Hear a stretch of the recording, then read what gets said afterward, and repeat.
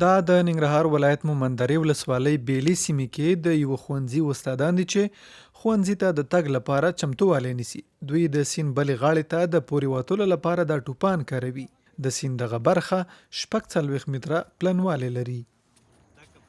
یو د دې لارې د پله 4 قسمه یو پل موږ ته جوړ شي، غټې کښتۍ واخیستل شي، د خلکو سره مرسته وشي چې لاره جوړه شي.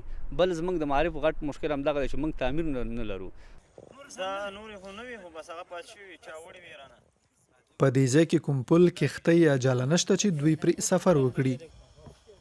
د ښوونځي د 15 پرسونل څخه یې 12 دغه ټوپ د ترانسپورت په توګه کاروي چې د بارانونو وروسته د اوبو د سیند سطحه هم لوړیږي.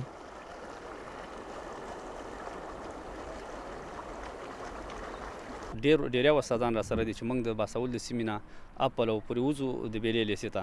نو دا خو د کونړ سیند دی، یو خونړی سیند دی، ډېر غټ سیند دی، او دا چې څنګه د اوړي موسم شروع شي نو سیند بیا ډېر زیات شي. نو موږ په ټوپانو باندې ټول ملګري یو ځای پورې وځو، نو د ډېر ستونزو او مشکلاتو سره مخ یو، ځکه چې خطر لري، ډېر زیات خطر لري. دغه غټې چپې وي، دې چپونه چې موږ تېرېږو نو ډېر په مشکلات باندې مکتب ته ورسېږو. دا ښوونځی چې دوی پکې تدریس کوي 140 شاګردان لري چې پکې د ابتدایه ښوونځي انجونې هم شاملې دي. دا ښوونځی په 2004 کال کې پرانیستل شوی، خو پوهنې وزارت ورته 3 کاله وروسته ویلي چې دغه ودانۍ د کارولو جوګه نه ده.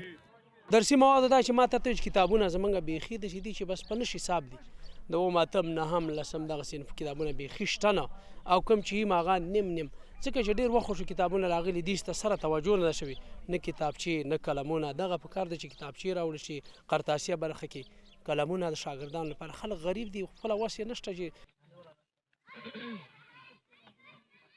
د دې ښوونځي ښوونکي د ودانۍ له خرابوالي شکایت کوي. مکتب زموږ او تاسې اوس دا ګوري شاګردان د شنه اسمان لاندې ناست دي، کله باران شي شاګردان مثال بیا په صنفونو کې 2 او 3 کې نه احاطه نشته دی، 4-5 استادان زموږ دې ته بس ګر چاپېر موږ په تفریح کې ناست یو. که چېرته احاطه موجوده وي، موټر چې داسې په دې لاره باندې تېر شي، درس زموږ ټول د ځان او د اخلاص سره چیکېږي، مخ کېږي. تعمیر یې نه ښکاري، تعمیر کې چې دی یوه اشاداره پکې جوړه نشته، تعمیر هم ټول ګډ وډ دی، درزېدلی دی. د مومندرې ولسوالۍ د اوسیدونکي او ښوونکي وایي نړیواله ټولنه دې د دوی د سیمې وضعیت ته پام وکړي. مختلف دغه دی چې دغه بیا رغونه کې لږ کار وکړي، مرستې وکړي د غریبو خلکو سره. یعنې که ګوري پکار ده چې دا حکومت یې که کوي داسې یو هیات د دې دپاره وټاکي چې هغه حق مستحق ته شي ورسېږي.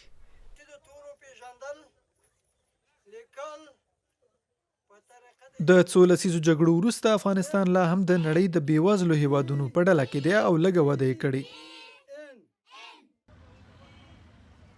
د 2021 کال د اګست میاشتې په نیمایي کې د طالبانو له بیا واکمنۍ راهیسې د دغه هیواد اقتصادي وضعیت لا پسې خراب شوی دی.